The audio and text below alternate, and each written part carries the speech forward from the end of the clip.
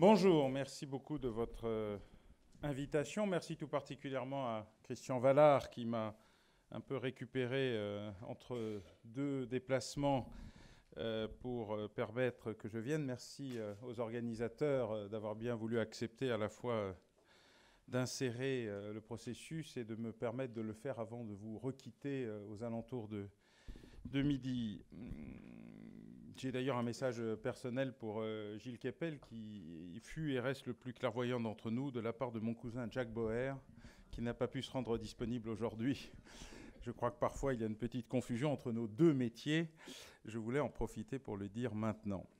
À cette heure précise de la journée, la relation entre le cerveau et l'estomac se traduit rarement par la victoire du cerveau. Je vais donc essayer d'être à la fois le plus rapide et le moins détaillé possible pour permettre à la fois de rattraper un peu l'horaire et de suivre les ouvertures qui ont été faites par mes collègues. D'abord, je voudrais vous dire que le criminologue, puisque je suis une espèce en voie d'apparition, étant le seul dépositaire du titre aujourd'hui, ayant le monopole d'une science en devenir. Il n'y a probablement qu'en France et dans feu l'Union soviétique que ça doit être possible. Le criminologue a une vocation un peu différente de mes collègues. Le criminologue considère qu'il n'est pas là ni pour arrêter les criminels, ni pour les juger, mais pour les comprendre. Et donc, il se situe dans une logique extrêmement médicale. Nous essayons d'élaborer un diagnostic, si possible partagé. C'est assez rare, mais ça arrive. Ensuite, d'envisager un pronostic. Là, on se lance dans l'inconnu. Et éventuellement, d'avoir un débat thérapeutique où, en général, on se met sur la figure avec d'autant plus de détermination que le diagnostic fait l'objet de débats. Alors, la France est un pays merveilleux parce que si partout ailleurs, ces trois phases sont plus ou moins respectées, en France, à quelques rares exceptions près, et je mets Gilles dans les rares exceptions, parce qu'à titre personnel, j'ai été un lecteur de tous ces livres, même ceux qui n'ont pas été vendus, je dois dire que la problématique générale de l'absence de diagnostic est une curiosité. Nous avons les meilleurs thérapeutes du monde sans diagnostic. Alors, soit on croit au miracle, et ça arrive en thérapeutique, et de temps en temps, on arrive à guérir un malade, soit on n'y croit pas, et on a un souci permanent dans la définition de qui est l'adversaire. Et vous l'avez bien compris, à la fois dans la définition de ce qu'ont été les trois, et peut-être un peu plus phases de djihad, parce que la question algérienne mériterait probablement, dans la transition armée islamique du salut, groupe islamique armé, groupe salafiste pour la prédication et le combat 1, puis groupe salafiste pour la prédication et le combat 2, peut-être une annexe, un 2.5, mais ça je laisse Gilles, qui est un bien meilleur arabisant que moi, voir s'il y a lieu ou pas d'intégrer ce dispositif entre le premier et le deuxième âge de ces djihad. En tout cas, on a bien vu qu'il y avait une immense modification du paysage.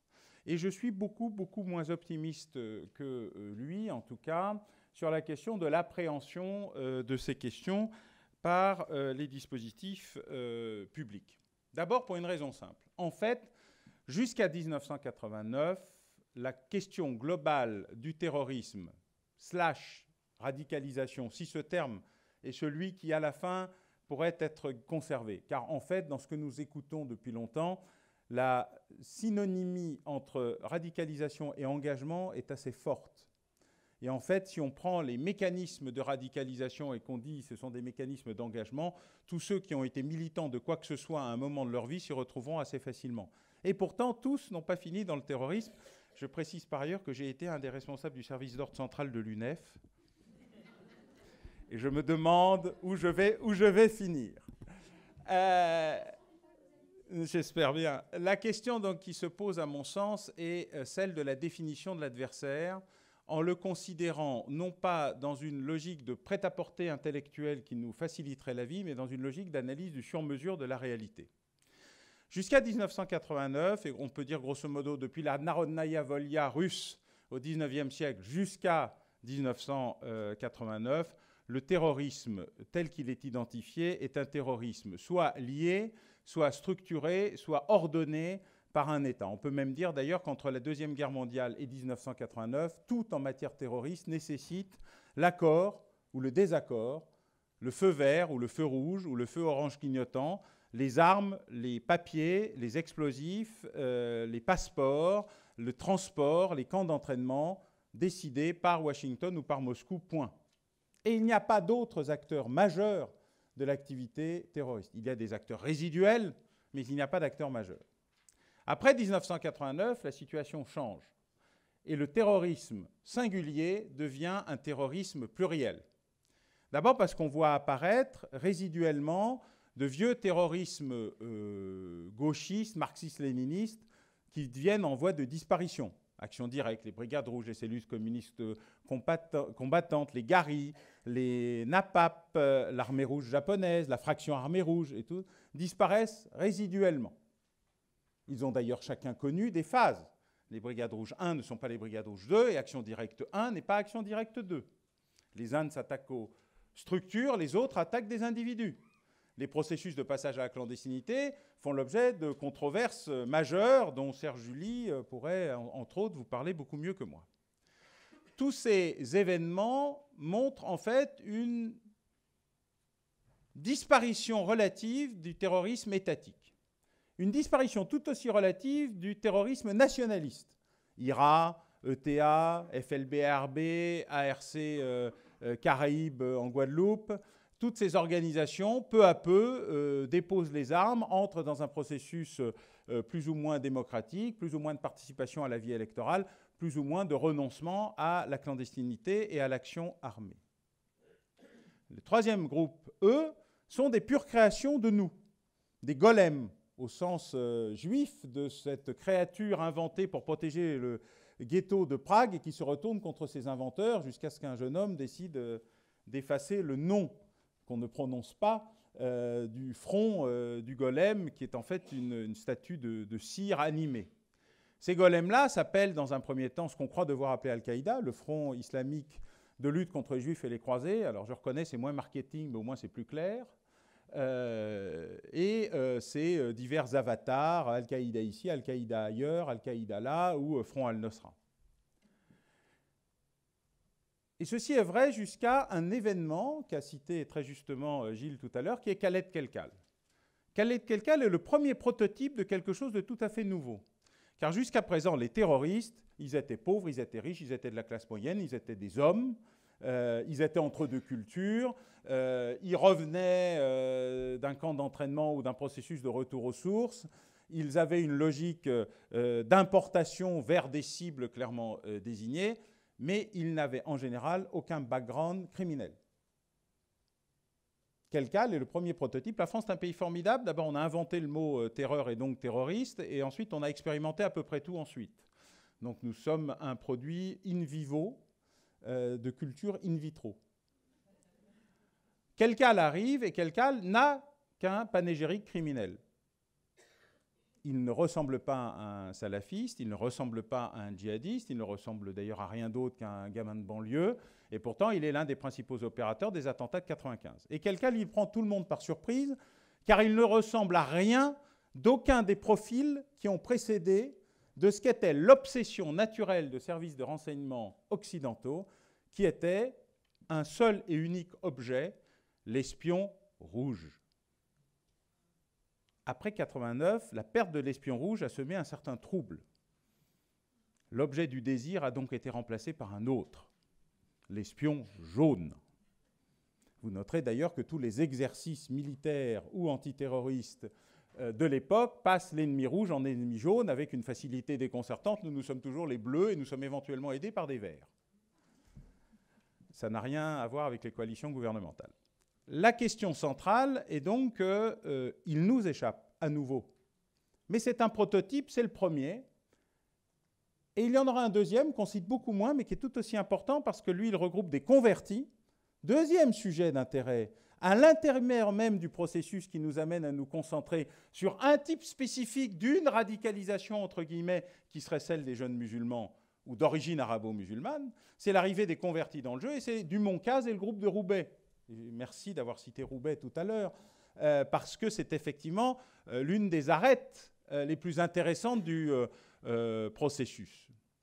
Dumont et Caz, ce sont des soldats qui ont travaillé dans l'armée, qui se sont convertis et qui ont décidé de créer le premier groupe criminalo-gangs terroristes français véritable, allant jusqu'à commettre des attentats majeurs, certains qui ont réussi, d'autres qui ont fort heureusement raté. Donc celui qui devait détruire le commissariat central de police de Lille et qui sont pris au piège à Roubaix et meurent une partie du groupe en faisant exploser leur citadelle, Verviers, et une autre en se faisant arrêter en Allemagne, au Japon ou ailleurs, au fur et à mesure de leur pérégrination pour tenter de fuir. Et il est vrai qu'entre 1996 et 2012, il ne se passe plus rien.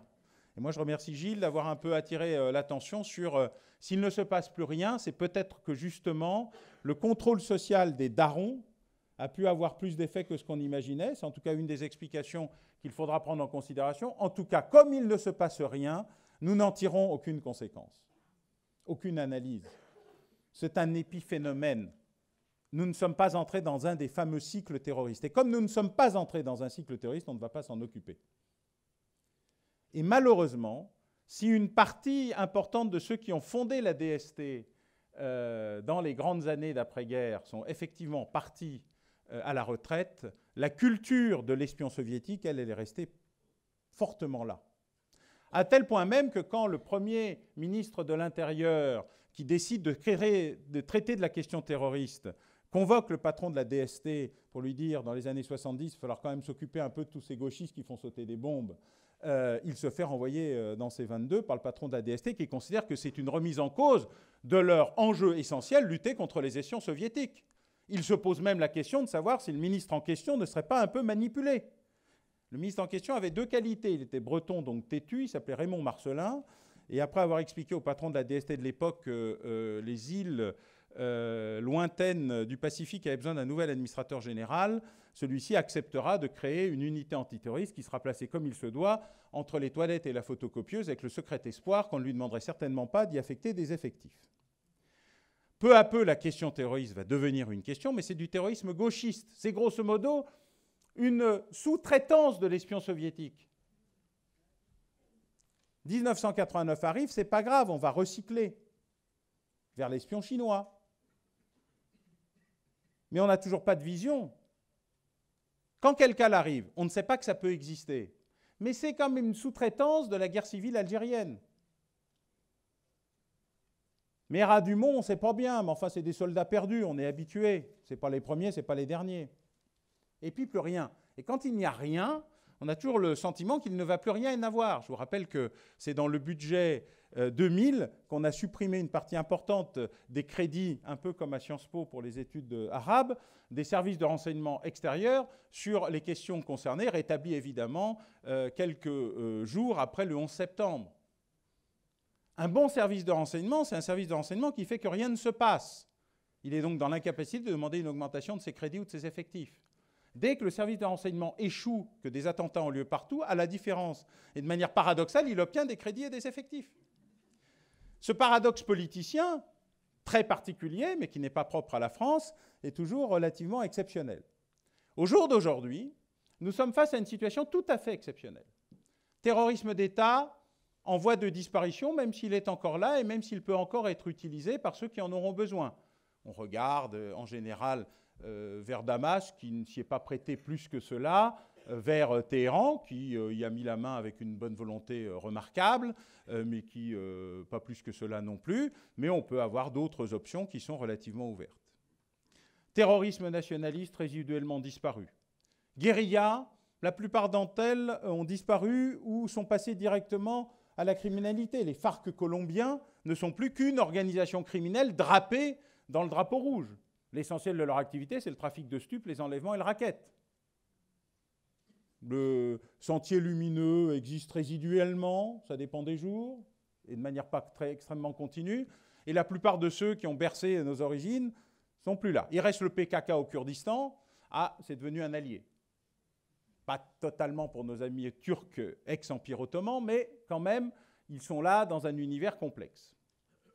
Il nous reste donc les hybrides à la Kelkal qui vont réapparaître grâce à Mera. Mera, c'est une copier-coller de Kelkal, comme Nemouche est un copier-coller de Mera, comme les Kouachi et Koulibaly sont des copier-coller de ce qui précède.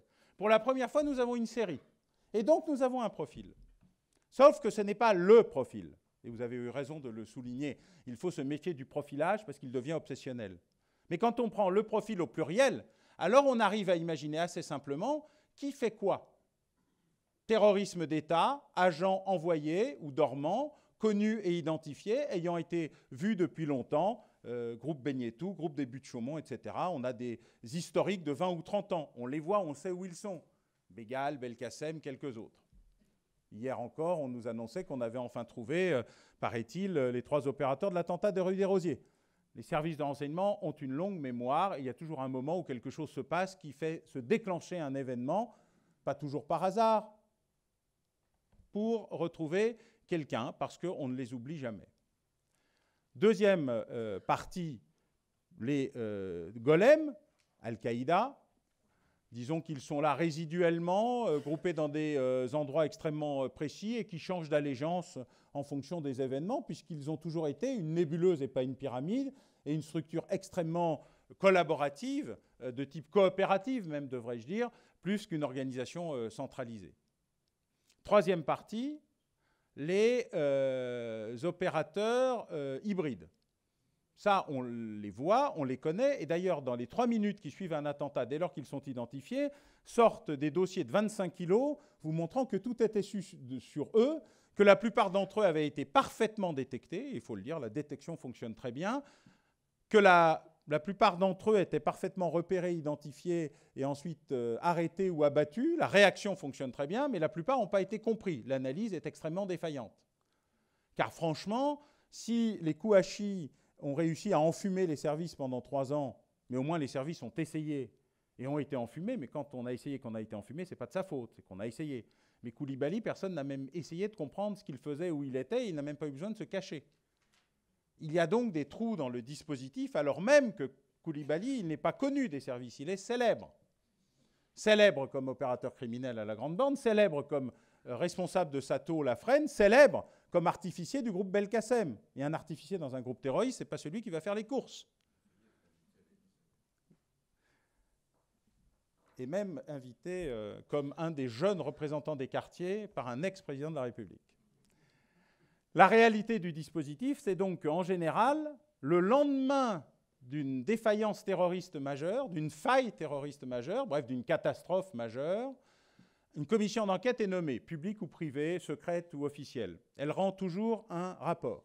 Je pense que Gilles et moi devons avoir l'intégralité des rapports de toutes les commissions d'enquête des 50 dernières années, dans à peu près toutes les langues possibles de la planète. Les conclusions des commissions d'enquête sont toujours les 3 mêmes. Petit 1, on savait tout, ou presque. Petit 2, on n'a pas compris. We did not connect the dots. Petit 3, ça ne se reproduira plus. 3 petits points jusqu'à la commission d'enquête suivante. Le problème que nous avons aujourd'hui est dans l'adaptation à la compréhension d'un phénomène qui ne peut plus relever du prédéterminé et de la gestion de la petite case.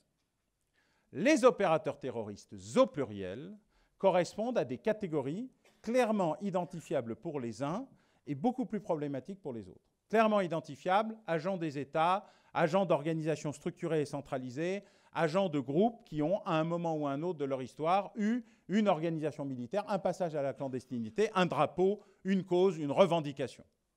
Tout cela sont tous parfaitement connus et identifiés, et la question qui se pose, c'est celle de la négociation par rapport à la revendication.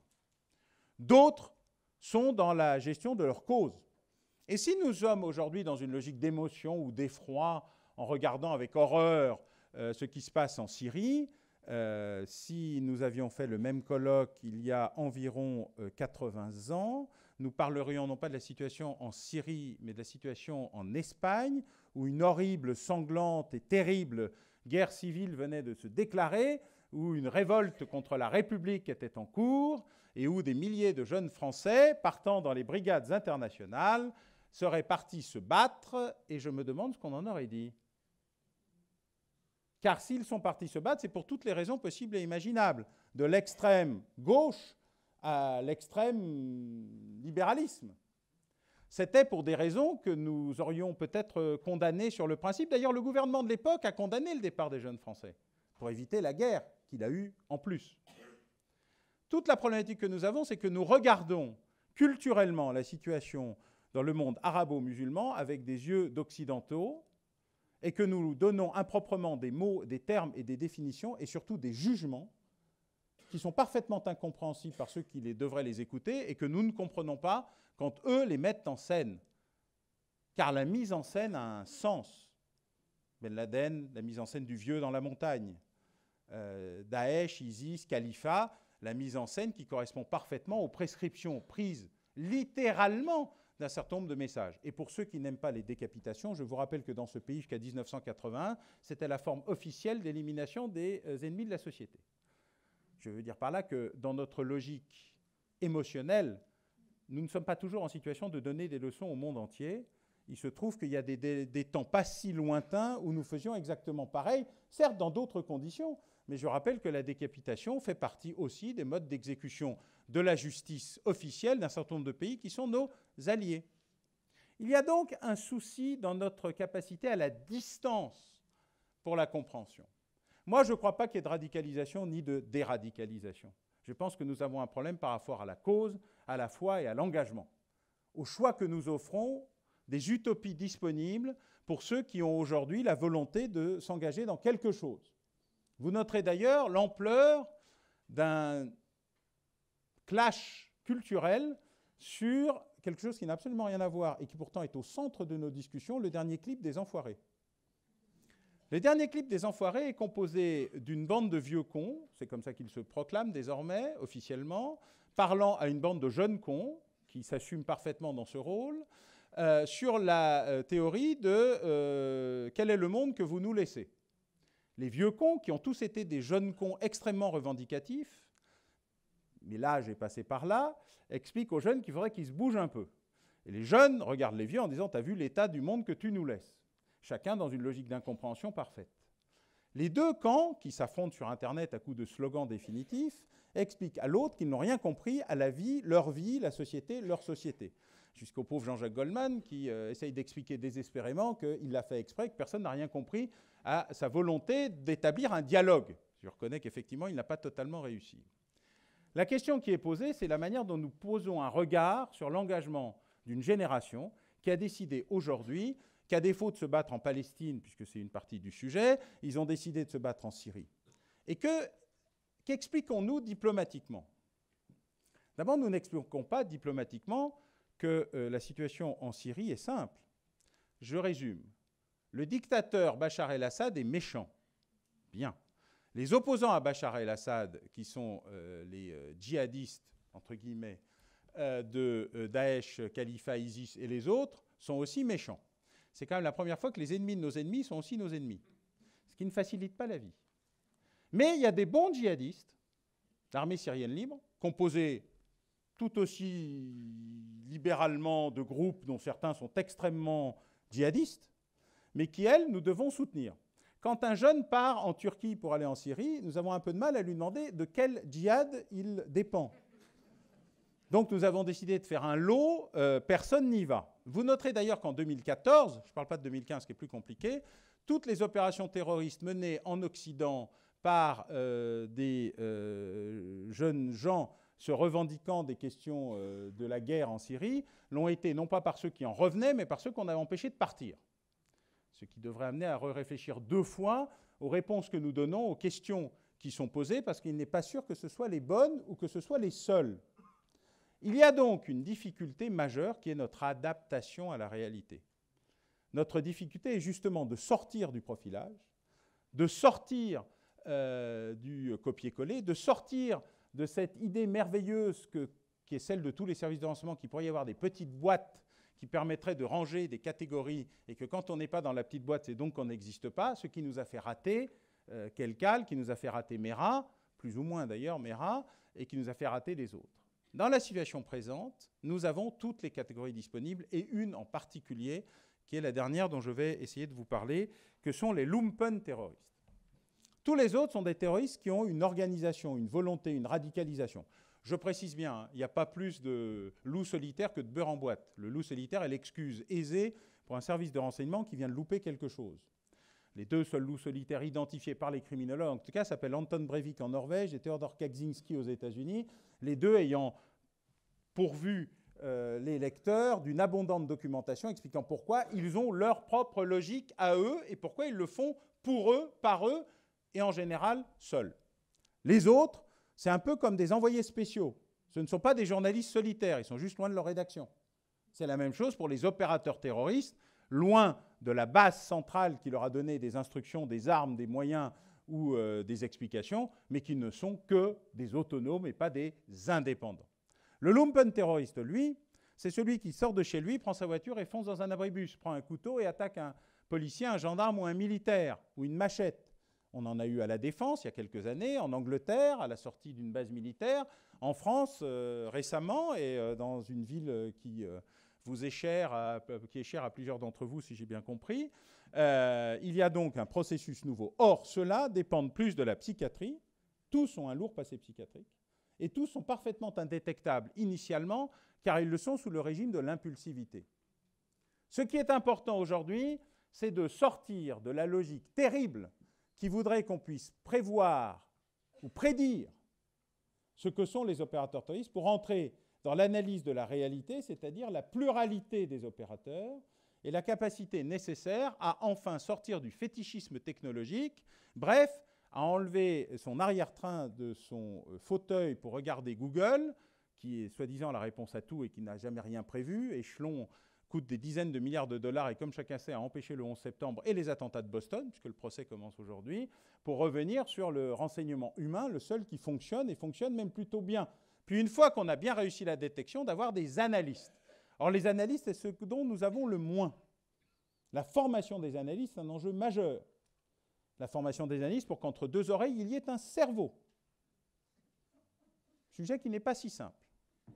Et qui nécessiterait de la part de la communauté scientifique, de ceux qui sont là, et peut-être du GIS, auquel le CNAM apportera, je crois, tout son soutien s'il était sollicité, nécessite un immense effort de formation, à la fois permanente pour ceux qui sont encore là et qui rêvent encore du pion vieil et espion rouge, et de ceux qui vont être recrutés massivement, dont il faudrait que nous fassions enfin une génération d'analystes capables d'anticiper les événements, de faire du décèlement précoce, de l'anticipation réelle, plutôt que de simplement être très bon à la réaction pour les arrêter ou les abattre, surtout ceux qui ont envie de mourir.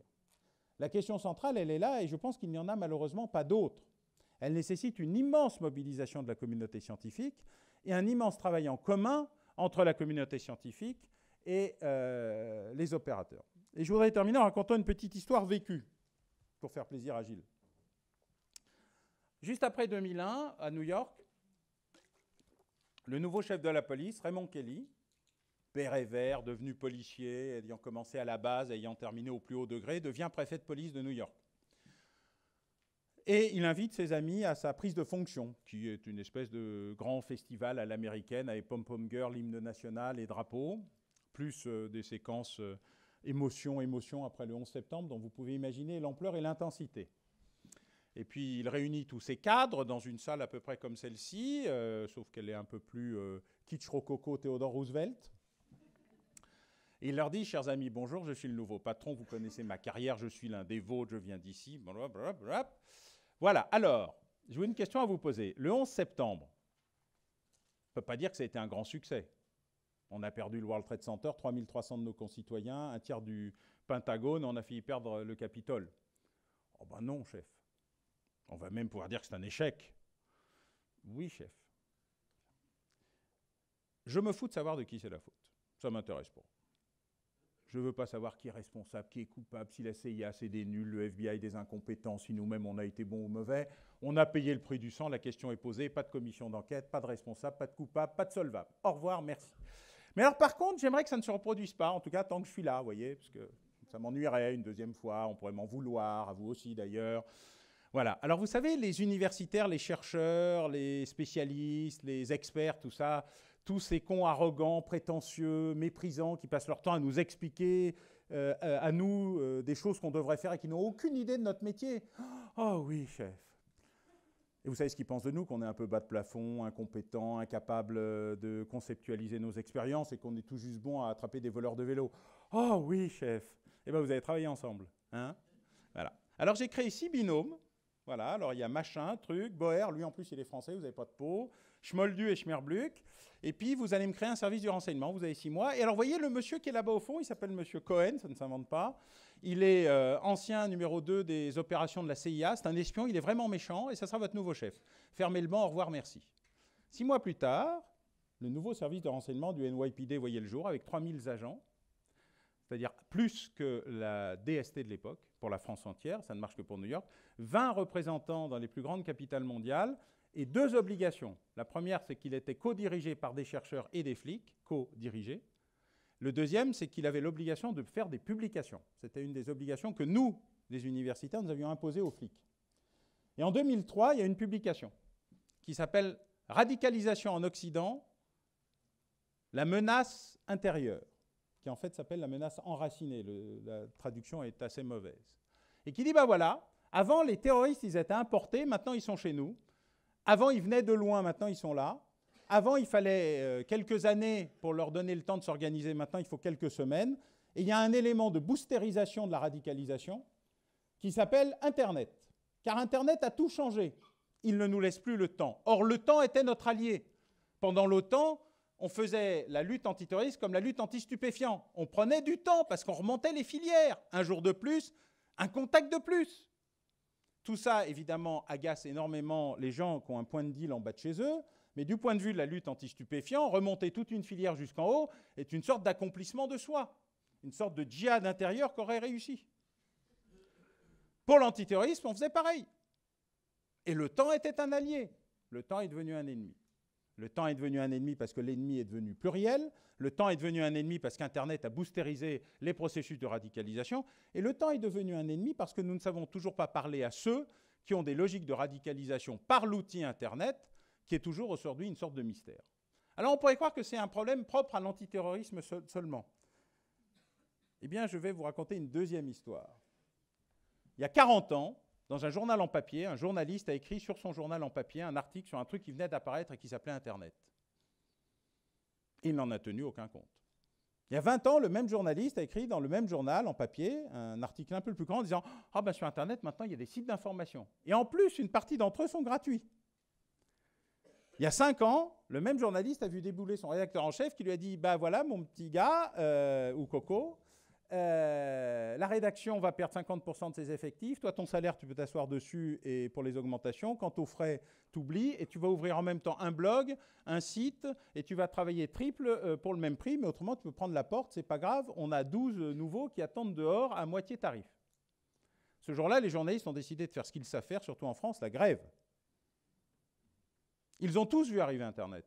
Ils ont tous vu arriver les sites d'information. Ils n'ont tenu aucune conséquence de ce qui était en train d'arriver pour leurs propres conditions de travail, leur propre évolution de leur cadre. C'est la même chose dans l'antiterrorisme. Paradoxalement, s'il y a eu des évolutions et s'il y a un certain nombre de cadres de l'antiterrorisme qui ont parfaitement vu arriver un certain nombre de choses, ils ont été peu écoutés, pas seulement en France. Aux États-Unis, John O'Neill, le patron de l'antiterrorisme du FBI, démissionne en juillet 2001 parce qu'il n'arrive pas à convaincre ses propres responsables que la prochaine cible, c'est les États-Unis, à l'intérieur des États-Unis, et que ce n'est pas la première fois, il y a déjà eu le premier World Trade Center. Et lui, il mourra le 11 septembre parce qu'il est le nouveau directeur de la sécurité du World Trade Center. La réalité, c'est que ce ne sont pas les gens clairvoyants qui manquent. C'est la capacité à faire passer la clairvoyance comme un outil d'anticipation, de modification et d'adaptation de vieilles institutions qui adorent les ennemis de confort et qui ont le plus grand mal à regarder qui est l'adversaire. Je terminerai en citant Georges Clemenceau. Georges Clemenceau devient Premier ministre et ministre de l'Intérieur aux alentours de 1900. Il vient dans son ministère, désert. Il attend l'arrivée des fonctionnaires, longuement. Il les réunit, un peu comme Raymond Kelly, mais eux, ils étaient à l'heure. Et il leur dit, bon, alors si je comprends bien, j'ai un problème assez simple. J'ai des criminels en voiture automobile avec des armes à feu qui sont poursuivis par des gendarmes à cheval avec des sabres. Oui, monsieur le ministre. Bien. Et donc, j'ai 2 options. Demander à messieurs les criminels de bien vouloir s'adapter à ma police. Demander à la police de bien vouloir s'adapter aux criminels. Je vais choisir l'option 2, je crée les brigades du TIC. 5 ans plus tard, la question criminelle en France avait été éradiquée, en tout cas jusqu'à l'après-guerre. Le vrai débat que nous avons est simplement celui-ci. Ce n'est pas de savoir si nous pouvons comprendre l'ennemi, nous pouvons. Ce n'est pas de savoir si nous pouvons nous battre avec un adversaire, nous pouvons. Ce n'est pas de savoir si nous pouvons créer les conditions sur l'ensemble des champs de bataille, notamment le virtuel, d'un vrai débat qui pourrait permettre à un certain nombre d'entre eux de trouver d'autres types d'engagement, nous pouvons. C'est simplement de faire en sorte que la capacité de nos cerveaux collectifs, ici présents, là et ici, puisse être utile. Un cerveau atypique dans le système administratif ou institutionnel, c'est un emmerdeur, / emmerdeuse. Je suis pour la parité. En général, on les trouve, là aussi, toujours à un endroit stratégiquement possible, c'est-à-dire entre les chiottes et la photocopieuse, avec le secret espoir qu'ils vont s'exfiltrer rapidement pour laisser les institutions vivre normalement. Les atypiques du coup, pour préserver leur carrière, leur fin de mois, la vie de leur famille, s'interdisent de parler puis s'interdisent de penser. Ce n'est pas qu'ils manquent d'idées, au contraire, c'est qu'ils ne les produisent plus. En 1960, quand nous avons institué la dissuasion nucléaire en France, le ministre de la Défense, Michel Debré, a pris une deuxième décision, la suppression de toutes les revues théoriques militaires. Toutes. Parce que penser, c'est déjà désobéir. Moi, j'ai une pensée un peu différente. Je pense que penser, c'est déjà commencer à nous sauver nous-mêmes. Et comme je crois que nous en avons cette capacité, je souhaite que non seulement ce colloque puisse réussir à discuter du sujet, de quoi parlons-nous, des méthodes, qu'est-ce que nous pouvons faire, mais surtout convaincre ceux qui en ont les moyens qu'elles peuvent être efficaces. Et c'est tout le souhait que je forme pour la suite de ces travaux. Merci.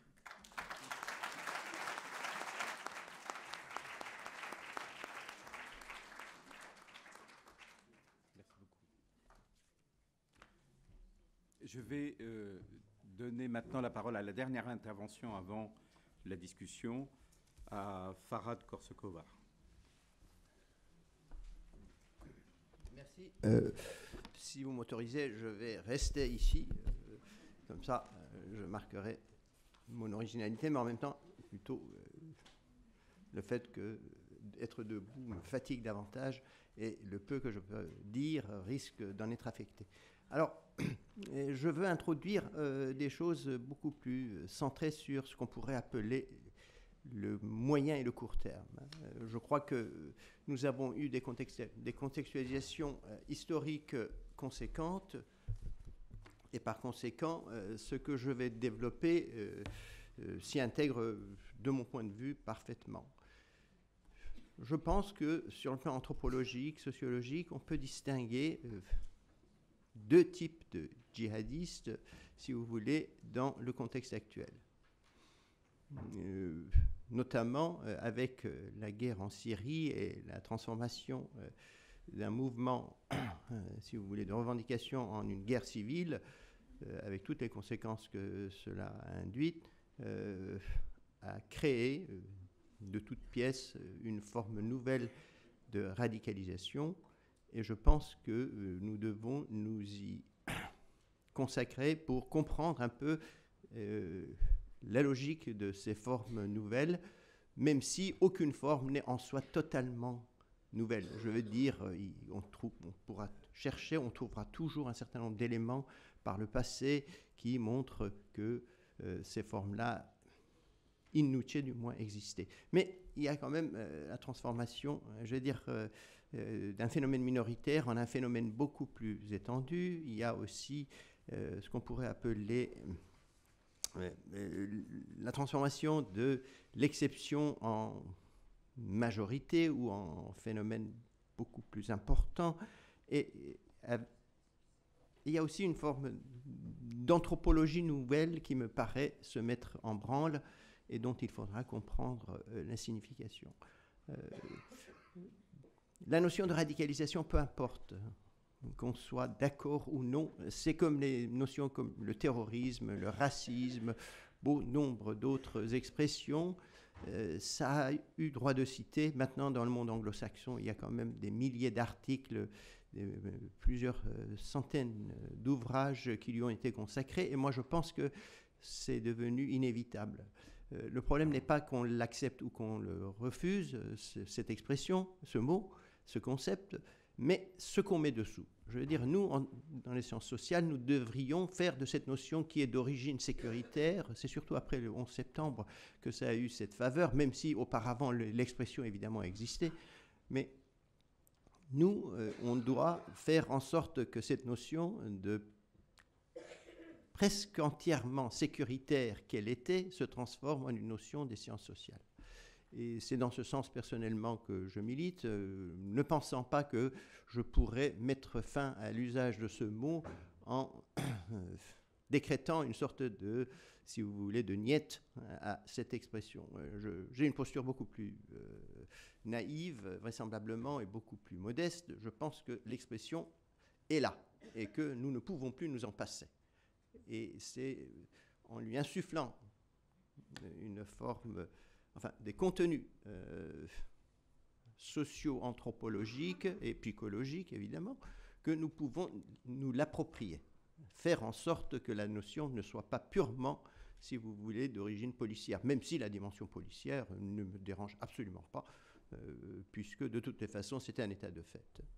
Alors, nous avions, dans les 20 dernières années en Europe, notamment en France, une forme de radicalisation au nom du djihad, que j'appelle djihadisme pour le distinguer de djihad. D'ailleurs, l'expression n'est pas d'origine occidentale. L'expression est d'origine arabe. Il y a des intellectuels arabes qui l'avaient introduite de manière marginale. Un intellectuel, je le cite dans un ouvrage en anglais que j'avais publié il y a quelques années.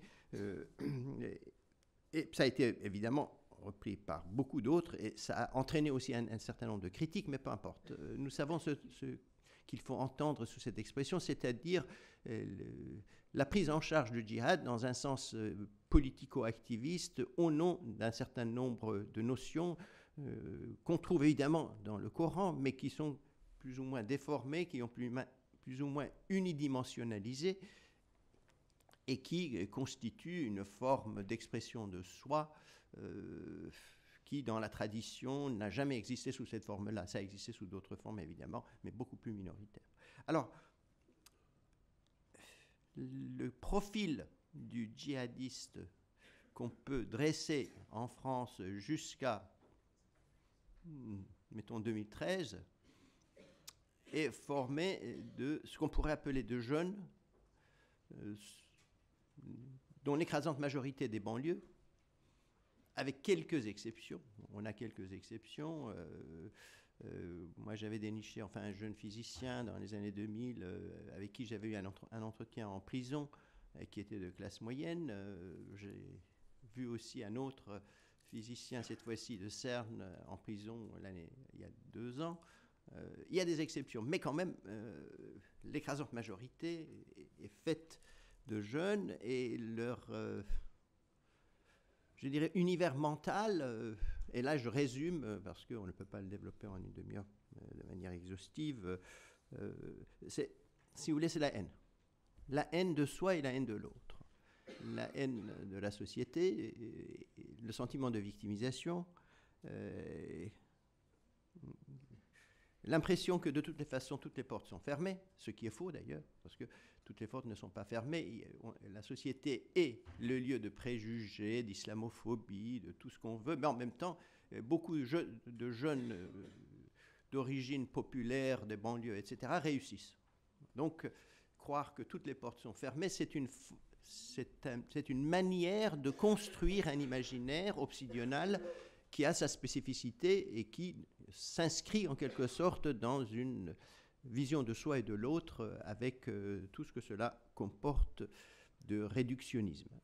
Mais peu importe, c'est un fait social, il y a ce sentiment à la base. Dieu sait que j'ai fait beaucoup d'entretiens dans les prisons, et on le voit très bien comment cette idée-là, c'est-à-dire, est perçue comme étant une sorte d'évidence irréfragable. Elle est là. Donc, sentiment de victimisation, je suis victime d'une société qui me rejette, qui ne me reconnaît pas comme étant un citoyen à part entière, et qui fait en sorte que je sois réduit, si vous voulez, à une situation de sous-humanité. L'un des jeunes me disait, on nous traite comme des insectes. Alors, encore une fois, cet imaginaire, il ne faut pas le prendre au mot, mais comme c'était l'expression d'un vécu, ça devient un fait social. À partir de là, si vous voulez, on peut dresser un peu le portrait robot avec un certain nombre de variations. Jeunes, exclus de banlieue, dans l'écrasante majorité des cas, des garçons, très peu de filles, il y en a, mais très peu, qui sont passés par la prison. L'écrasante majorité sont passés par la prison. Il y a très peu qui ne sont pas parmi ces jeunes de banlieue. Récidive, volonté d'en découdre, une forme de sentiment de dépossession et d'indignité, le sentiment que vraiment les autres vous méprisent. Ce sentiment de mépris intériorisé fait que l'estime de soi n'existe pas. Par contre, il y a une sorte d'occultation de ce phénomène par une sorte d'hyperagressivité à fleur de peau qu'on trouve chez un certain nombre de jeunes. Encore une fois, ce phénomène, il ne faut pas croire que c'est tous les jeunes de banlieue, mais tous ceux qui s'engagent dans une voie qui aboutit en quelque sorte à ces phénomènes de radicalisation, d'après mon expérience, en font partie. Mais il y en a beaucoup qui ne partagent pas et qui arrivent à sortir et à devenir des membres de classe moyenne. Il suffit d'aller, enfin moi j'habite à Créteil, aller dans un hôpital à côté, Henri Mondor, et on voit bien le nom des chirurgiens, enfin de psychiatres, de tous les métiers importants qui sont des métiers d'élite, qui gagnent beaucoup plus que nous ici les universitaires, et qui sont d'origine maghrébine et qui par conséquent ne sont pas du tout dans cette logique. Hein. Il ne faut pas. Mais ceux qui participent à ce phénomène ont, si vous voulez, sont immergés dans cet univers mental. Alors, on a aussi ce que l'on pourrait appeler les phénomènes, enfin, les émotions négatives, le rejet de l'autre, l'impossibilité de se construire un projet, se projetant dans l'avenir, 2-3 jours au maximum, et des formes, des habitus, si vous voulez, qui vont dans le sens de l'exclusion de soi. C'est-à-dire, exclus dans la société, ils sont aussi les auteurs de ce phénomène d'auto-exclusion, si vous voulez, qui a un rôle de renforçateur. Alors, ce modèle que j'ai développé en long et en large dans un certain nombre d'écrits, dans un livre qui est sorti il n'y a pas très longtemps, Radicalisation, et qui est caractéristique de ce que j'appelle le héros négatif. Le héros négatif, c'est celui qui trouve un moyen, si vous voulez, de se légitimer en se mettant en porte-à-faux par rapport à la société et à toutes ses valeurs dominantes. Il ne s'agit pas seulement d'avoir une attitude de défi, de déviance, mais de remettre en cause ce que j'appelle, moi, les fondements symboliques du vivre ensemble. On peut être très bien un déviant, mais ne pas le mettre en cause sous cette forme-là. Là, il y a quand même une radicalité dans la mise en cause de ces fondements symboliques qui fait que la déshumanisation de l'autre est poussée jusqu'à un degré extrêmement important.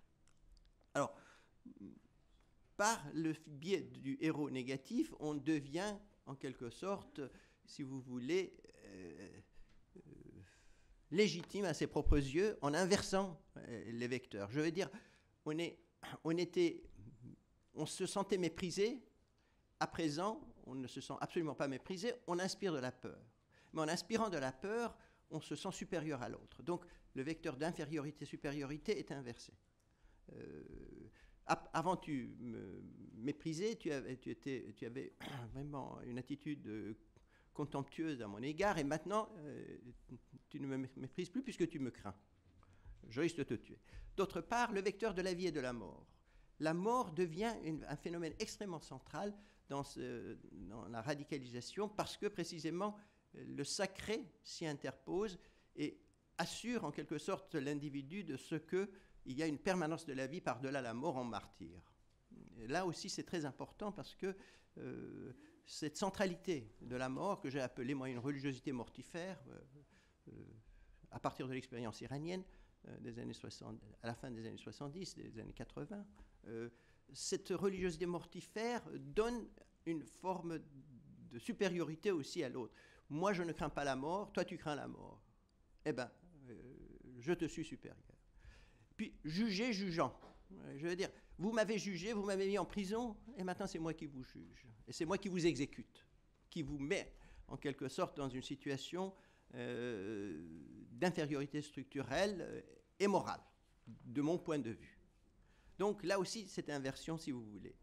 On peut démultiplier les phénomènes, tout ça j'ai décrit, si vous voulez, dans des ouvrages, des articles, etc. Mes collègues Fétier, avec qui j'ai eu beaucoup de discussions à ce sujet, notamment à Nice, m'ont fait des réflexions extrêmement pertinentes sur ce plan-là. Bon, bref, je ne vais pas m'appesantir trop sur ce modèle parce que j'aimerais bien vous introduire un second modèle dont il me semble que la dimension anthropologique, le vécu, l'intentionnalité, sa façon de se construire et de construire l'autre sont différents.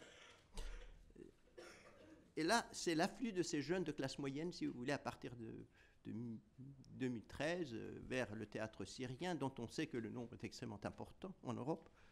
On estime que c'est aux alentours, au moins entre 2 et 4 000, avec des estimations différentes selon les services, selon les travaux, et puis selon le temps, parce que ça change.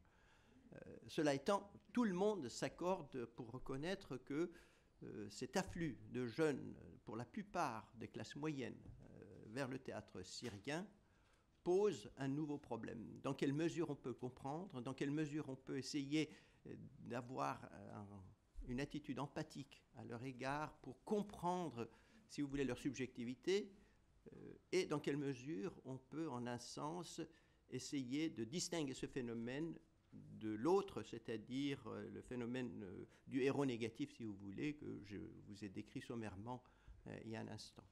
Alors, un certain nombre de traits caractérisent ce nouveau phénomène. D'une part, il faut s'appesantir sur ce qu'on pourrait appeler les caractéristiques extérieures. Parmi cette population, on trouve des adolescents, des adolescentes et des post-adolescents, des post-adolescentes, qui sont beaucoup plus jeunes que ceux des banlieues, si vous voulez, qui s'engageaient, s'enrôlaient dans ces phénomènes-là. On a des jeux, enfin, entre 13, 14 et 16, 17 ans, il y en a pas mal. Et ça, c'est un phénomène, en un sens perturbant, en un sens fascinant, et qui pose un problème, un vrai problème de l'identification, si vous voulez, des buts, la prise de décision, la notion d'autorité, comment tout cela se conjugue dans leur esprit et comment cela se structure. D'autre part, le nombre extrêmement élevé de jeunes filles. On estime que de l'Europe, il y a quelque chose comme 500, 600 au moins jeunes filles qui sont parties de la France, vraisemblablement entre 100 et 200. On ne sait pas exactement, compte tenu du fait que tous ou toutes, enfin, ne sont pas quand même répertoriés. Mais les estimations montrent que, en fait, en cela, il n'y a pas de différence majeure entre différents pays européens. On aurait pu penser que la laïcité, le foulard, etc., introduisent un certain nombre d'éléments qui font que ça pourrait être plus accentué en France qu'ailleurs. Ce n'est pas vrai. Ce n'est pas vrai. Et on trouve pratiquement beaucoup de gens, compte tenu de la proportion du nombre de musulmans dans chaque pays. Par exemple, en Angleterre, c'est quasiment la moitié de la France. On trouve presque autant. Je veux dire, autant en termes de proportion. Il y a quand même un phénomène qui est européen. Un phénomène qui est européen, avec des spécificités françaises sur lesquelles je pourrais revenir éventuellement. Mais disons que l'essentiel de phénomène n'est pas caractérisé par une forme française qui se distinguerait de la masse et qui serait beaucoup plus importante, etc. Bon, alors, un autre phénomène qui me paraît quand même important dans ce genre nouveau de djihadisme, que quelquefois j'appelle pré-djihadisme, parce que je crois qu'il y a des différences avec les jeunes de banlieue sur ce plan, c'est la proportion des convertis. C'est quand même important, c'est très important. On n'a pas de chiffres exacts, encore une fois, les différents services. Les plus fiables, à mon sens, ce sont les Américains qui ont investi énormément dedans, alors vous donnent un certain nombre de chiffres, mais ça change quand même très rapidement. Disons que si on pense que 20% des personnes parties sont des filles, on n'est pas très loin de la réalité. Mais cela, c'est énorme. Ça fait une personne sur 5. Avant, les filles étaient hyper marginales en nombre. Maintenant, ça fait quand même un taux beaucoup plus important. Donc ça pose problème aussi. J'essaie d'apporter un certain nombre de solutions provisoires dans l'interprétation de ces phénomènes et qui, évidemment, ils doivent être prises avec un grain de sel, cum grano salis, parce qu'on est quand même dans un processus dont on ne maîtrise pas totalement la signification. Alors, donc, une fois que j'aurai dit ces différences, j'aimerais bien introduire ce qu'on pourrait appeler l'univers mental. Une forme, si vous voulez, d'esquisse d'anthropologie de ce phénomène. Évidemment, encore une fois, tout cela doit être approfondi, tout cela doit être remis en cause, et on est dans un processus, encore une fois, qui est énigmatique pour beaucoup d'entre nous, notamment les chercheurs, parce que les données dont nous disposons sont quand même encore très fragmentaires, et surtout parce que nous n'avons pas, si vous voulez, d'instance dans la recherche qui puisse faire la synthèse de ce phénomène européen dans toutes ses dimensions, dans tous les pays. Ce qui se passe au Danemark, en Angleterre, en Allemagne, ce qui se passe dans un pays comme la Hollande, voire la Norvège, pour ne pas citer la Suisse. Enfin bref, il serait important qu'on puisse avoir un échange de vues sous une forme beaucoup plus structurée entre les chercheurs, et malheureusement ce n'est pas le cas.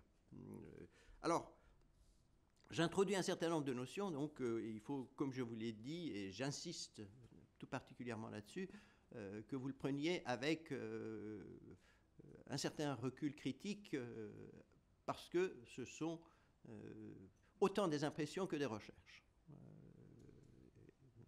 On est trop proche, si vous voulez, le phénomène est trop proche, et ça nous a saisi quand même depuis 1 an et demi, 2 ans. Moi-même, il y a 1 an et demi, quand j'avais fait un travail, un rapport sur la radicalisation et la prison, etc., qui était en phase de complétion, j'avais signalé ce phénomène et son caractère perturbateur, et surtout le fait que, vu le nombre, à supposer qu'une partie, la moitié, reviennent, et à supposer que ces gens-là été radicalisés là-bas, ce qui n'est pas invraisemblable, eh ben on aurait un type de problème à affronter qui serait de loin plus important, si vous voulez, plus significatif dans ses conséquences, vu le nombre de personnes qui y reviendraient, que par exemple l'épisode afghan ou ce qu'on a appelé les terroristes faits maison, dont le nombre était quand même relativement faible, et la capacité de fabrication des bombes et de maniement des armes était beaucoup plus rudimentaire que celle de ces jeunes qui sont partis là-bas et qui s'exercent dans la guerre civile de manière très, très, très impliquée. Alors, je crois que la motivation primaire de ces jeunes de classe moyenne et qui se distinguent des djihadistes des banlieues, comme je vous l'ai dit, du fait qu'ils n'ont pas eu de prison. Et ils ont, pour la plupart, si vous voulez, un casier judiciaire totalement vierge. D'autre part, ils n'ont pas la haine de la société. Et c'est là où je pense qu'il faut introduire une notion avec beaucoup de précautions, qu'on peut appeler l'humanitaire, mais qu'il faut appeler vraisemblablement crypto-humanitaire. Enfin bref, il y a une distorsion du champ sémantique de cette expression qui va de pair avec cette aspiration à l'humanitaire. Distorsion qui fait que ils et elles pensent qu'il y a une volonté de venir en aide à leurs frères et sœurs en religion qui sont dans un état, si vous voulez, de répression sauvage par un régime déviant. C'est des alaouites, vous le savez, pour les sunnites, même pour les chiites duodécimains, je veux dire, ordinaires, les alaouites ne sont pas de vrais chiites et ils sont doublement donc illégitimes, puisque chiites et surtout chiites illégitimes pour les chiites majoritaires. Alors, je ne veux pas m'étendre trop là-dessus parce qu'il y aura d'autres notions à débattre et le temps évidemment est compté. Mais disons que une des motivations qui anime ces jeunes de classe moyenne, c'est une forme assez ambivalente de ce que l'on pourrait appeler sous la dénomination humanitaire entre guillemets. Bon. Un autre fait qui me paraît tout aussi important, c'est ce que j'appellerais la fascination de la dissymétrie.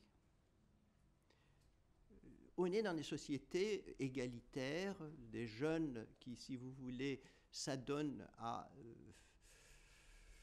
une vie où la distinction homme-femme garde une grande pertinence, mais quand même s'estompe, se nivelle, est remise en cause, et surtout dans les nouvelles générations. Et tout cela pose un vrai problème qui est l'égalitarisme moderne. Le pouvoir est devenu un phénomène dont la transcendance est totalement perdue chez la nouvelle génération. L'autorité parentale pose un vrai problème aussi au niveau de ce qu'on pourrait appeler dans les catégories théologiques, si vous voulez, de transcendance et immanence, qui ne sont pas celles de ces jeunes, mais qui nous aident à expliquer ce phénomène anthropologique. Et donc, il y a une fascination de l'autoritarisme, de la dissymétrie au niveau de ce qu'on pourrait appeler, mais ce serait trop rationalisé, la servitude volontaire, mais en fait c'est beaucoup plus une forme de quête de sens qui cherche dans une forme de supériorité provenant du sacré une forme de ressourcement, avec occultation de la dimension servitude. Mais la servitude est là, quand même.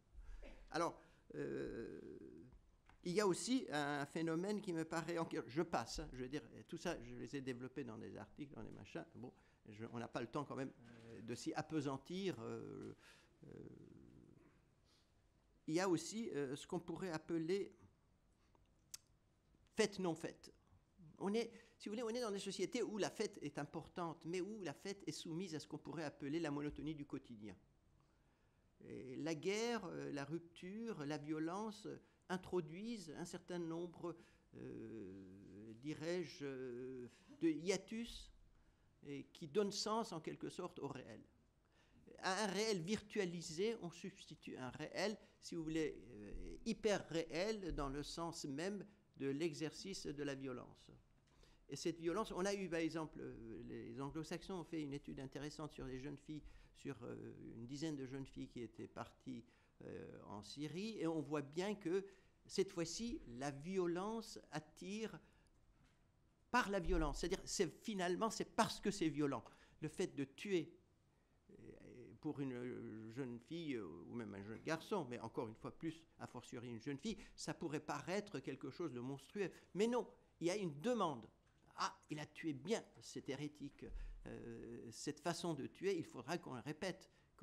Il y a une forme de, comment dire, non pas d'apologie de la violence, mais une forme de fascination par la violence qui peut nous interroger. Est-ce que c'est précisément parce qu'il y a un nivellement entre jeunes filles et jeunes garçons et qu'en un sens, c'est une façon aussi de s'affirmer comme étant une fille par-delà la distinction fille-garçon, ou bien c'est précisément parce que cette volonté, et là je reviendrai dessus, cette vision de soi comme jeune femme donne le sens en quelque sorte à la violence à partir de la virilité masculine. Et là je viens à cette idée qu'ont exprimé certaines jeunes filles au sujet de la virilité. Si vous voulez, il y a un désenchantement post-féministe par rapport à ce qu'on pourrait appeler le rapport à l'autre sexe. Les jeunes garçons ont été détrônés, leur virilité remise en cause. Ils ne sont plus vécus comme étant des gens sérieux. Par contre, le référent, le djihadiste qui va affronter la mort, donne un sens extrêmement important à ce qu'on pourrait appeler le retour de l'homme. Alors, je crois qu'il y a 4 S qui pourraient qualifier ce phénomène de manière plus ou moins pertinente. Il y a d'abord le sérieux. Un jeune homme qui va faire le djihad, qui affronte la mort, et donc qui donne la mort, et qui accepte le risque de la recevoir, eh ben, c'est un jeune homme sérieux. C'est pas comme les petits genoux immatures, des garçons qui tournent autour de ces jeunes filles de 15 à 17 ans et dont la sexualité est avant tout, si vous voulez, la motivation primaire, qui vont donner ce sentiment de sérieux. Le second point, c'est ce qu'on pourrait appeler le soutien. Nombre de ces jeunes filles ont le sentiment que, en un sens, un garçon qui va tout droit au but et qui accepte de mettre en cause sa vie, c'est non seulement un gage de sérieux, mais un gage de soutien. Une fois qu'il y aura un lien entre eux, entre la jeune fille et le jeune garçon, ce sera un lien indéfectible, ce sera un lien cautionné en quelque sorte par l'épreuve de la mort. Le troisième point, c'est la virilité. Et, si vous voulez, le fait de combattre l'ennemi, d'accepter de verser son sang ou d'être soi-même, si vous voulez, sacrifié à l'autel de l'idéal, est vraiment perçu comme étant une sorte de forme de virilisation de l'homme par rapport à ce qu'on pourrait appeler cette espèce, non pas d'efféminisation, mais de dévalorisation de ces jeunes garçons qui sont, pour la plupart des cas, plus immatures que les filles. Alors, il y a dans ce phénomène d'adolescent, post-adolescent, il y a un certain nombre donc de traits qui vont dans ce sens, avec des possibilités d'interprétation, dirais-je, combinées. Il y a aussi chez ces jeunes ce qu'on pourrait appeler un phénomène d'autorité. Vous savez, l'autorité dans la famille recomposée est quand même très éclatée. Père biologique, père légal, mère biologique, mère légale, enfin bon, tous ces phénomènes. Il ne s'agit pas de dénoncer la famille recomposée, ce serait ridicule. Je veux dire, on est dans des phénomènes irréversibles dans les sociétés modernes, et par conséquent, il ne s'agit pas de faire cela, mais de mettre, comment dire, le doigt sur ce qu'on pourrait appeler les trous. Et comment les combler. Et donc, dans ce sens que je parle, il ne s'agit pas du tout d'une volonté de ma part de dénoncer la famille recomposée. Ce serait vraiment, moi, je crois que d'abord, c'est un phénomène irréversible, et puis d'autre part, je ne suis pas sûr du tout que la famille patriarcale soit supérieure, et donc, personnellement, j'ai plutôt un parti pris pour cette forme de famille. Mais peu importe, il faut quand même en comprendre la logique et en comprendre aussi les défaillances pour pouvoir y parer, si possible. Alors, la notion d'autorité pose un vrai problème. Cette fascination qu'ont ces jeunes garçons et ces jeunes filles pour ce qu'on pourrait appeler un autoritarisme aveugle, un autoritarisme, si vous voulez, hyperbolique, renvoie au nivellement de l'autorité dans leur vie quotidienne. C'est vraiment un phénomène qui me paraît fondamental. De combien de temps je dispose ? Tu as encore quelques minutes. D'accord. Parce qu'il faut laisser un peu de temps aux questions. Exactement. Donc je vais fermer la parenthèse. Je vais dire, j'ai beaucoup d'autres suggestions à faire, mais à la limite, vous savez, on pourra réfléchir ensemble après. Alors, ce que j'appelle, moi, dans ces phénomènes-là, la notion de marginalisation de l'idéologie. Il ne s'agit pas de dire qu'elle a disparu, il n'a pas disparu. Mais il y a une affectivisation, il y a un rapport qui se noue et dont la complicité entre les jeunes est importante. Par exemple, une autre étude montre comment les jeunes filles et garçons sont attirés les uns et les autres, autant par l'Internet ou même plus par ce qu'on pourrait appeler leur copinage, leur relation de complicité. Quand il y en a un qui part, eh bien, les autres sont très, très stimulés, si vous voulez, dans un rapport de compétition à vouloir le suivre ou la suivre, si vous voulez, sur ses pas. Il y a aussi, et enfin, je veux vous parler de ce qu'on pourrait appeler la crise de nos catégories. Ces événements nous posent des problèmes dans la manière dont il faut catégoriser ces ensembles, et j'essaie de le faire avec les moyens de bord, et tout en étant conscient, si vous voulez, de ce que j'affirme ici est quand même très problématique, et il faudra l'approfondir, voire en rejeter un certain nombre d'éléments. Donc il n'y a rien de sacré dedans, bien loin de là. C'est plutôt une tentative de désacralisation qui me paraîtrait très très louable, contrairement à ces jeunes qui ont une aspiration vraiment au sacré répressif. C'est-à-dire, finalement, la sacralité devient en quelque sorte d'autant plus attrayante, d'autant plus fascinante qu'il y a une dimension hyper répressive dedans. Et encore une fois, en contraste avec le quotidien de ces jeunes dans une société où, dans les classes moyennes, on vit quand même de plus en plus l'immanence de l'autorité, voire la désacralisation de l'autorité, l'immanence du politique, voire sa désacralisation. Bref, c'est vraiment un contraste qui lie à ce qu'on pourrait appeler un romantisme naïf où l'exotique devient en quelque sorte l'inverse de ce que l'on ressent et qui, en un sens, nous donne la possibilité de renouer avec le réel dans la mesure où ce que l'on vit est quelquefois perçu sous la catégorie du virtuel. Alors, moi je crois que par exemple les notions de radicalisation et de déradicalisation posent problème à nous tous, mais précisément comment les concevoir, comment les utiliser, comment les problématiser et comment les enrichir en quelque sorte de nouvelles notions. Second, c'est individuation des individuations. Est-ce que ces phénomènes sont des phénomènes d'individuation ou de désindividuation? Eh bien, il y a des dimensions hyper individualisantes dedans et il y a des dimensions hyper désindividualisantes dedans. Et donc, décider sous une forme a priori, si vous voulez, de la pertinence de la première ou de la seconde notion pose problème.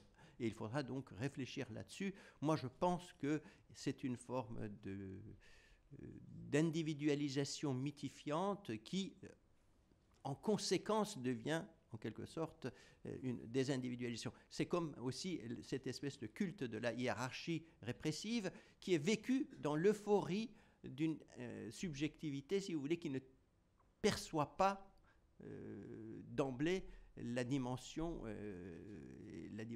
aliénante.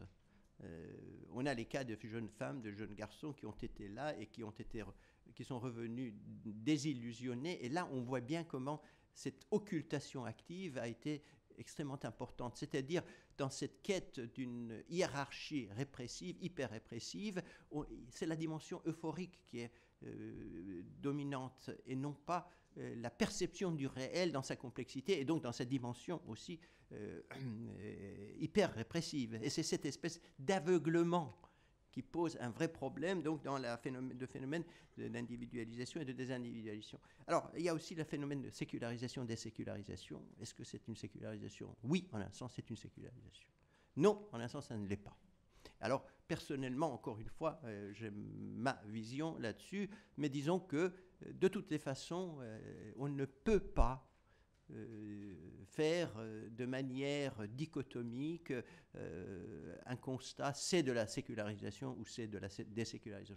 C'est une sorte d'articulation entre les deux notions qui me paraît devoir être prise en charge beaucoup plus que le parti pris pour l'un ou pour l'autre. Enfin, il y a d'autres, normal et pathologique, là aussi. Est-ce que c'est du pathologique? Mais alors, si c'est pathologique, dans quel sens? Parce que c'est une extension du champ sémantique de la notion qui pose problème. Et si c'est du normal, alors, quelle normalité? Donc là aussi, ça problématise. Et pour finir, c'est la notion de ce qu'on pourrait appeler féminisme, rétroféminisme, féminisme répressif ou post-féminisme. Il y a chez ces jeunes filles une sorte de désenchantement vis-à-vis de ce qu'on pourrait appeler le féminisme des mères, qui se sont battues pour avoir l'égalité de droit, toujours inachevée, mais quand même dans l'ensemble en bonne voie. Il y a un désenchantement et en même temps une affirmation de soi sous une forme régressive d'un féminisme qui est en rupture avec le réel. Et c'est ça qui pose un vrai problème dans l'interprétation de ce nouveau phénomène. Je m'excuse, j'ai abusé un peu de mon temps et Féti et les autres ont été très patients. Je pense qu'on pourra en discuter par la suite. Merci à vous. Merci.